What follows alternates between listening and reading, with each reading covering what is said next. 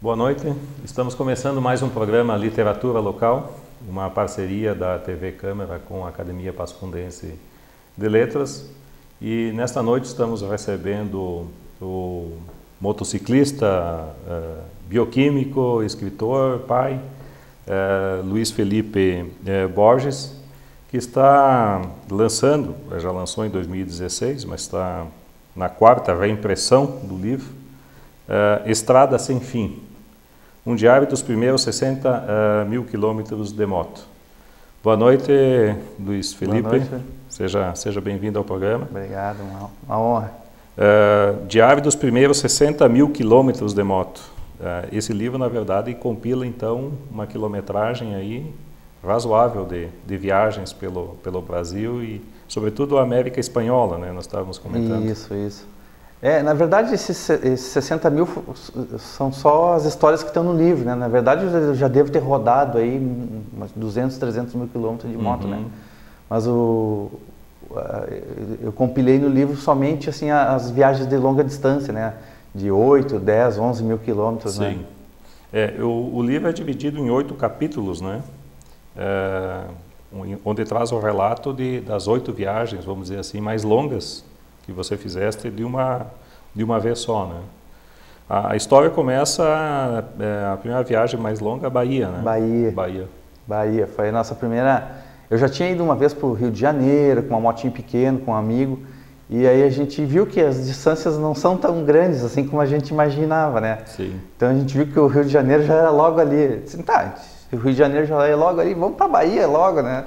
Então a gente começou a ver que o mundo não é tão grande mais e que é possível chegar nos lugares que a gente só via pela televisão, só via nas músicas. Tu sabe que lendo o livro a gente tem bem essa impressão mesmo, e até eu fiquei curioso, né? Nós estávamos conversando. Viajar de moto, você parece que vai mais rápido, você anda mais rápido, você consegue chegar nos lugares mais... Diminuir as distâncias, vamos dizer assim? Sim, porque a moto é um veículo muito prático, né? Como todo mundo acha que é perigoso, mas a moto na estrada ela é mais fácil de você ver livre de algumas situações, porque ela é muito pequena. Então, se vem um carro, um caminhão na contramão, tu cai só para o acostamento, é meio metro de pista, tu resolve. Uhum. E ela tem uma relação peso-potência muito grande. Então ela acelera muito rápido. Fazer ultrapassagem, tu não precisa de muito espaço como precisaria com um carro, né? Sim, e a segunda viagem que vocês fizeram daí foi para o Chile, né? O Chile, o sul do Chile, né? O capítulo 2.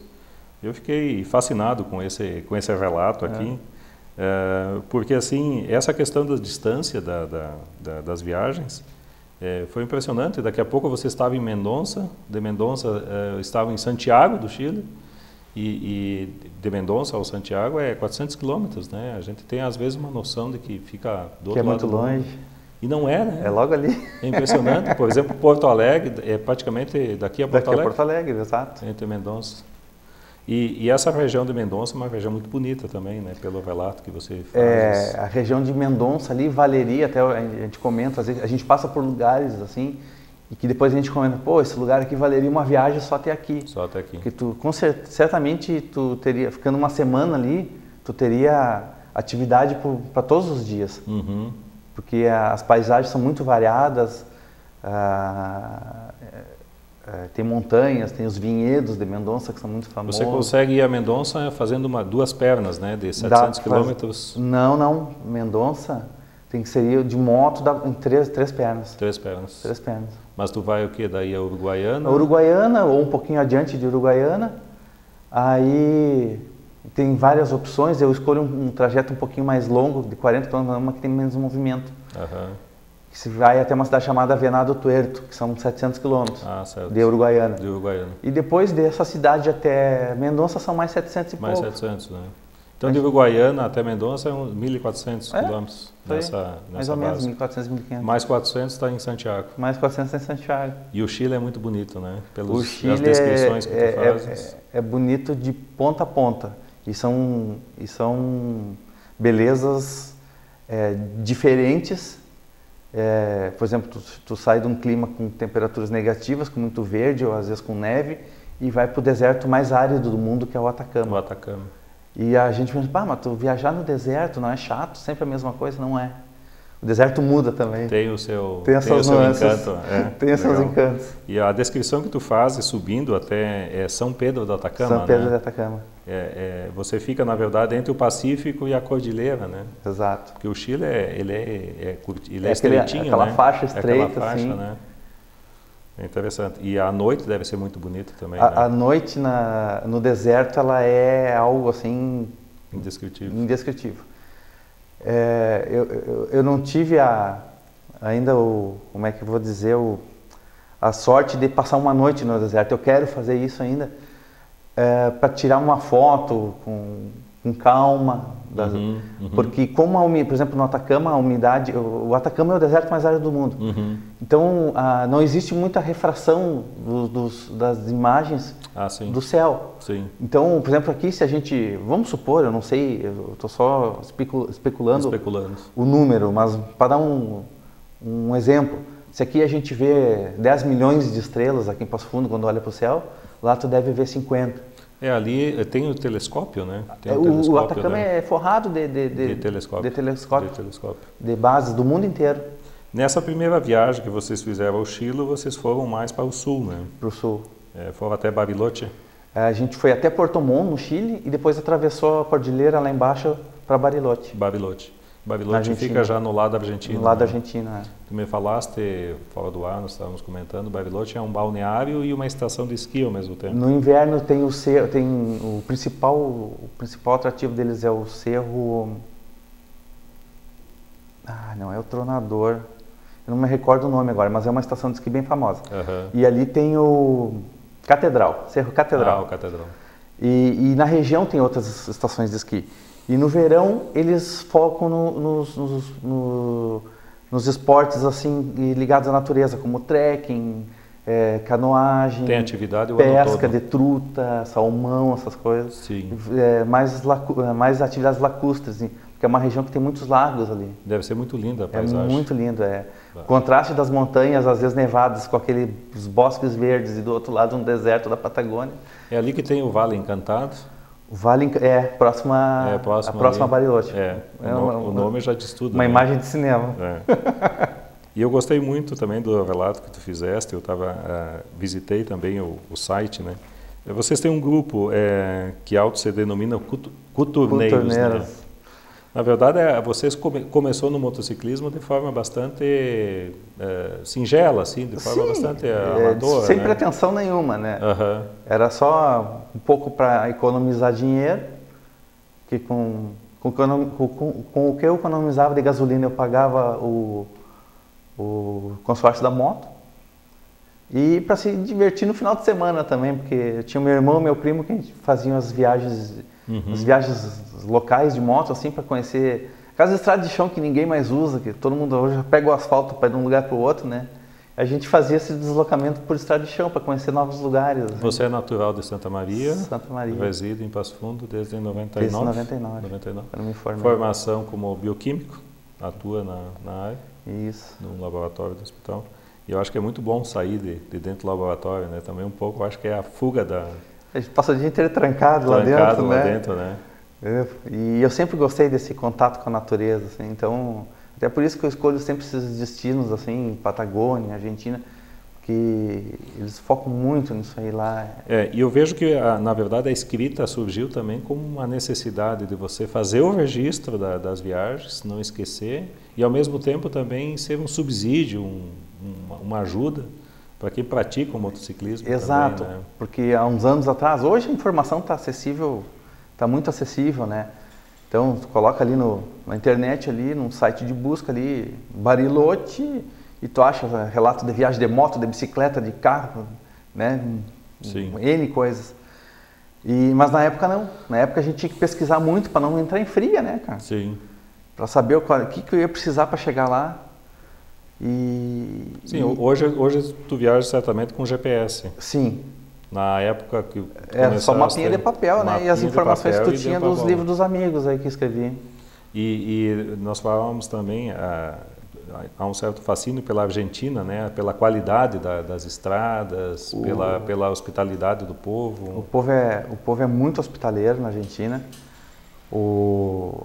As estradas são excelentes, os motoristas são muito educados. Todo mundo tem por causa do futebol até, eu acho que todo mundo tem aquela rivalidade. Aquela rivalidade, não existe aquela rivalidade, não existe. Isso aí existe aqui na fronteira. Tu sai 200 quilômetros da fronteira, o pessoal, tu para abastecer, o pessoal vem conversar contigo, tu passa na estrada, os caminhoneiros te buzinam e te abanam. Bom, só para te contar, quando eu estava indo para o Ushuaia em 2015, a gente começou, meu GPS deu pau, não funcionou lá na entrada de Buenos Aires, quando nós passamos por Buenos Aires, na grande Buenos Aires, porque eu estava com um mapa antigo e já tinha uma estrada nova num lugar duplicado e coisa, e o GPS se perdeu. Você perdeu. Aí eu parei na beira da estrada, abri o mapa e comecei a olhar o mapa, né?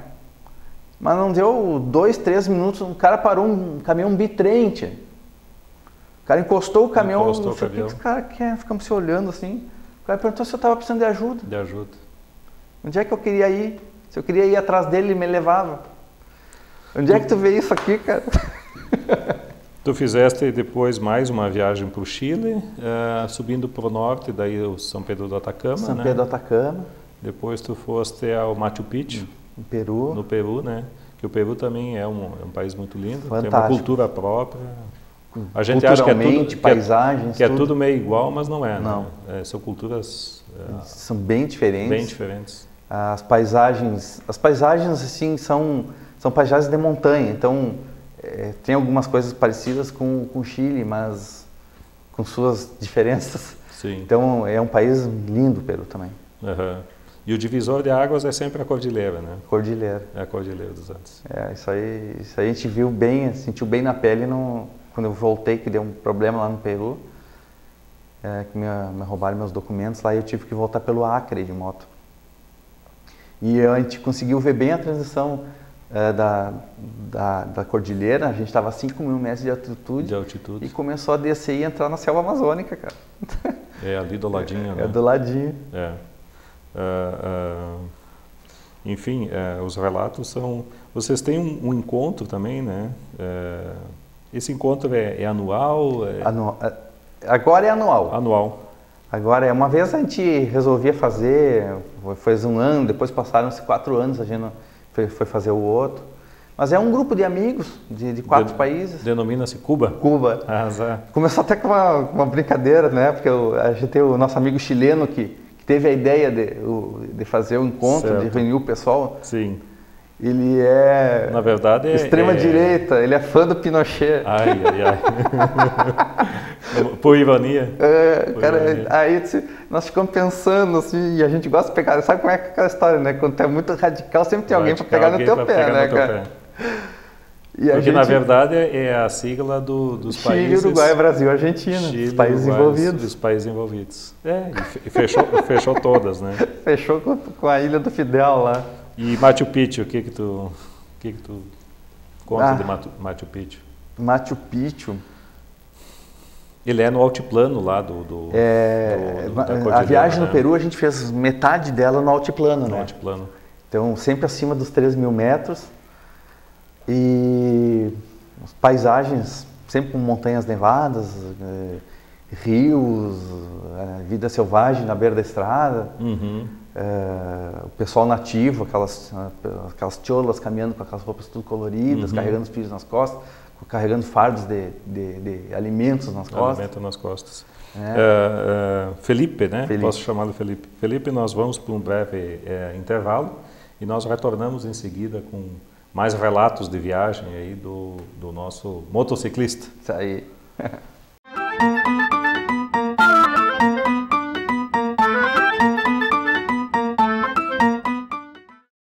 Boa noite, estamos de volta para o segundo bloco do programa Literatura Local, essa parceria da TV Câmara com a Academia Pasfundense de Letras. Nessa noite estamos entrevistando o motociclista e escritor Luiz Felipe Borges. Luiz, nós estávamos comentando, Luiz, Felipe, enfim, nós estávamos comentando fora do ar a respeito da escrita, da literatura, e me chamou muita atenção um trecho aqui do José Saramago, que você reproduzes no livro, né? É do livro Viagem a Portugal. Viagem a Portugal, né? Do Saramago. Saramago. Eu gostaria de ler aqui na orelha, para o público em casa. Diz o Saramago: a viagem não acaba nunca. O fim de uma viagem é apenas o começo de outra. É preciso ver o que não foi visto, ver outra vez o que se viu já, ver na primavera o que se vira no verão, ver de dia o que se viu de noite, com o sol onde primeiramente a chuva caía, ver a seara verde, o fruto maduro, a pedra que mudou de lugar, a sombra que aqui não estava. É preciso voltar aos passos que foram dados, para repetir e para traçar caminhos novos ao lado deles. É preciso recomeçar a viagem, sempre. É preciso recomeçar a viagem, sempre. A gente já chega de viagem pensando na próxima. Na próxima. Porque, de fato, quando a gente viaja, a gente sempre passa mais ou menos pelos mesmos caminhos, né? E você fica curioso, né? O que tem em volta desse caminho, exato. Né?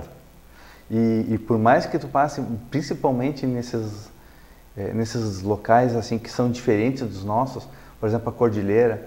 A primeira vez que eu passei na Cordilheira, eu chorei, cara. Que foi ali entre Santiago e Mendoza, na Argentina. Uhum. E eu já passei ali mais 3 ou 4 vezes. Uhum. E sempre foi diferente. Uhum. O texto do Saramago caiu assim como uma luva. E esse passo da Cordilheira, eu tenho uma curiosidade, existem outros passos? Existem vários passos na Cordilheira. Vários passos da Cordilheira. Esse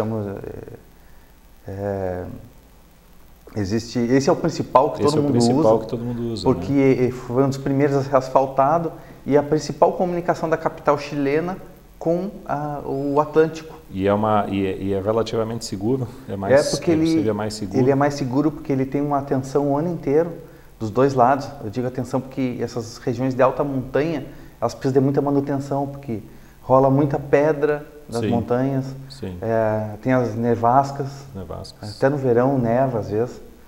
Então eles estão sempre passando trator, passando solução salina para tirar gelo. E a altitude que chega ali no passo? Aqui nesse aí ele é muito usado por isso também, ele não é tão alto. Se eu não me engano, a estrada tem um máximo ali 3.000 metros de altitude. Chegaste a sentir o mal da montanha, aquele mal-estar que normalmente acomete as pessoas? Já em altitudes superiores a 4.000. A 4.000. Mas para isso a gente toma algumas precauções, né? Uhum. Quando começa a subir já... Isso aí muito eu aprendi com as leituras antes de ir. Uhum. Porque o cara vai despreparado, tu sucumbe. Sim. Tem que fazer um planejamento mínimo, né? Tem. E tu tem, por exemplo, é a lei do esforço mínimo quando tu tá lá em cima. Sim. Tu vai parar a moto, tu tem que cuidar já o lugar que tu vai parar para não se desequilibrar. Não fazer muito esforço. Não fazer muito esforço. Evitar o esforço, então, é o canal. Exato. Tu tem que caminhar como doente, sabe? Assim, um passo de cada vez. Uhum. Sem pressa. E tomar algumas precauções, por exemplo, viagem na Bolívia, Peru, tomando chá de coca direto. A população, tu encontra em qualquer mercado lá. Sim. É uma prática comum lá, não tem nada de droga no negócio. Eu vi uma foto tua um pouco constrangido comprando as folhas de coca. Mas é o jeito de não passar mal. É muito comum para eles lá, né? Porque se tu não toma, é comum, é o dia a dia deles, é como o nosso chimarrão aqui. Certo. Tem no café da manhã, em todos os hotéis, tem o chá industrializado. Uhum. O saquinho, como tem o nosso chá preto, aqui tem o chá de coca lá. Agora, eu deixei para o final porque me fascina muito essa viagem. Ushuaia, a Terra do Fogo, né? E você cruza simplesmente a Patagônia, né? Nós estávamos comentando, o quê? 2.500, 3.000 quilômetros. De Patagônia deve dar quase 3.000 quilômetros. 3.000 quilômetros. De deserto. De deserto. De deserto. De vento, de pedra, de... Mas vocês fizeram isso o quê? Em 2 dias? Em 3 dias? Nós levamos, se eu não me engano, nós levamos aí uns 4 dias, mais ou menos. 4 dias para cruzar. De Buenos Aires até o Ushuaia. E vento constante? O vento é constante. Constante. É raro o dia que não tem vento. É raríssimo. E vocês ficavam em vilarejos, assim, que tem a beira do caminho? A gente, nessas viagens, no começo, a gente tem uma ideia, né, de procurar as principais cidades para ficar. Mas as principais cidades para ficar, elas são trabalhosas, são grandes, o trânsito é complicado, tu demora para achar hotel, né? Então a gente começou a ver que parar em cidades menores, pequenas é muito mais vantajoso e mais barato também. Também, né? Facilita com a logística de deslocamento e facilita na questão do preço. Agora, na Patagônia, não tem uma cidade assim... Tem cidades maiores? Tem assim? cidades maiores, com uma infraestrutura melhor, mas são muito longe uma das outras. E às vezes não cai na tua programação. Por exemplo, ali na Patagônia, a gente ficou, nessa viagem para Ushuaia, por 2 vezes, 3 vezes, a gente ficou em vilarejos assim de 200, 300 habitantes. Eu acho que um vilarejo devia ter 50 habitantes, porque era um hotel, um posto de gasolina e uma empresa que tinha lá. E a dica que você dá, no caso, para fazer essa viagem também é levar combustível, porque você, além das distâncias entre os vilarejos... corre o risco de chegar nos postos e não ter combustível. E às vezes um posto está a 200 quilômetros um do outro. Então tu tem que ter no mínimo autonomia para 400 quilômetros, tu entende? Sim, como uma garantia. Como uma garantia. E o vento faz consumir mais ainda. Por exemplo, se aqui tu está acostumado a fazer 20 km por litro com a moto, eu cheguei a fazer 14 lá um dia por causa do vento. A primeira viagem que vocês fizeram foi um planejamento bem rigoroso, né? Foi. O que eu notei no livro é que você foi relaxando depois, né? Parece a gente vai aprendendo, vai aprendendo, né? Até se tu lê o livro, tu deve ter notado que no final do livro a escrita está melhor também. Porque eu escrevi esse livro de 10 anos. Pois é, isso que eu queria falar também da escrita, o processo da escrita, que esses relatos você fazia à medida que eles iam acontecendo, que a viagem ia, porque ele é em forma de diário, né? É um diário. É um diário. Eu fazia, o primeiro, o primeiro para a Bahia, eu fiz depois da viagem. Mas os próximos eu fiz durante a viagem. Eu terminava o dia de viagem e ia para o computador e lançava no site o nosso dia de viagem. Mas o computador que tu leva ou uma lan house? Não, eu levava. Levava? Eu levo. Ou leva um notebook? Um notebook, depois um netzinho. Mas você consegue ser conectado aí, você leva um... Todos os hotéis têm Wi-Fi. Wi-Fi, né? É tranquilo. É tranquilo. Aí você escreve direto no site. No site. Até para quem quer conhecer um pouco mais sobre as aventuras, relatos, fotos, entre no site Coturneiros, né? Coturneiros, assim mesmo, né? Assim está errado, mas é assim mesmo. Não é Coturneiros, é coturneiros.com, né? www. Lá você vai encontrar vídeos, relatos sobre as viagens, que são simplesmente fascinantes, né? Mas nós estávamos falando de Ushuaia. E aí, Ushuaia, é o fim do mundo mesmo? É o fim do mundo. A natureza é exuberante. Exuberante. Exuberante. Porque a natureza selvagem, né? Selvagem, bem conservado. Só para te ter uma ideia, ali na Patagônia, a maioria dos locais turísticos, eles proíbem a venda de coisas em sacolas plásticas. Só para te ter uma ideia da consciência ambiental que o pessoal já tem lá, porque eles vivem disso, eles precisam disso para manter o turismo, né? Sim. E tem muitos pontos para visitar, né? Tem muita coisa. Muita coisa para fazer. Muita coisa. Mas o Perito Moreno é ali ou não? O Perito Moreno fica na cidade de El Calafate. El Calafate. Antes de Ushuaia. Tá. Fica na região entre a Patagônia e onde começa a Cordilheira dos Andes. E vocês conseguiram subir no glaciar lá? Subiram. Fizemos o trek em cima do glaciar, 1h30, 2 horas de caminhada em cima. Recomendo porque foi uma experiência Deve ser fantástica. Fantástico. Caminhar naquele gelo milenário ali. Para chegar, Ushuaia vem a ser a capital da Terra do Fogo, é isso? Ushuaia Agora tu me pegou, eu não sei se Ushuaia. Porque a Terra do Fogo é o quê? Você atravessa o Estreito de Magalhães, e entra na Terra do Fogo, que é uma ilha, né? Ela não tem contato com o continente, né? Isso, E ali tu anda numa parte chilena dela. Ah, ela tem uma parte chilena. Ainda tem uma pendenga ali, Chile e Argentina, naquele né? fundão ali. É que dá um encontro ali entre os dois, né? Exato, que o Chile ainda mantém uma saída para o Atlântico ali, na região do canal. Uhum. E, bom, nesse dia a gente tem que passar por 4 aduanas, né? A gente sai da Argentina, entra no Chile, depois sai do Chile e entra na Argentina. Fica aquela... É uma burocracia, medonho, e o Chile é muito burocrático, né? É ruim, né? E tem o final, tem uma placa famosa lá do final é a Rota 3? Rota 3, que ela sai de Buenos Aires e vai ao último pedaço de estrada argentina que tem na América do Sul. 3.079 quilômetros. Exato. Que coisa, hein? Ali acaba. Não, sem dúvida, é um relato para a vida toda, né? Impressionante. E se está ali a 1.000 quilômetros da Antártida, né? Por barco só, né? Vocês foram, era verão, no verão? Foi final do verão. Final do verão. A gente saiu daqui no final de fevereiro e viajamos praticamente primeira quinzena de março por lá. E já começa a sentir o frio. A esfriar. Esfriar. O ideal ali de Ushuaia é de novembro a fevereiro. Novembro a fevereiro. O ruim da alta estação de janeiro e fevereiro é que o destino é muito procurado mundialmente, né? Então fica complicado de achar uma acomodação. E Ushuaia é uma cidade, assim, quantos mil habitantes? Mais ou menos eu não tenho ideia, mas é uma cidade grande, tem um porto muito grande. É uma cidade... Tem uma vida movimentada. Muito movimentada. Gente do mundo inteiro. Não é só turismo, quer dizer... Eu acho que deve ser mais turismo. Não, funciona praticamente em função do turismo. Do turismo, né? Mas tem uma indústria da pesca, alguma coisa? Tem, mas eu não sei se chega a ser significativo. Mas ali, o negócio ali é em função do turismo, né?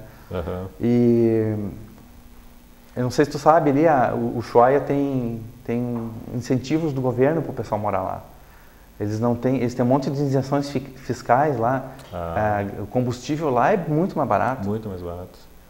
Tem que ter alguma compensação, né? Sim. Claro que além da natureza, mas é que você está literalmente no fim do mundo, né? É uma vida dura, né? Uma vida dura. Com vento, com frio o ano inteiro. E as Malvinas estão por ali também, né? Na altura de Rio Gallegos. Rio Gallegos. Muito bem.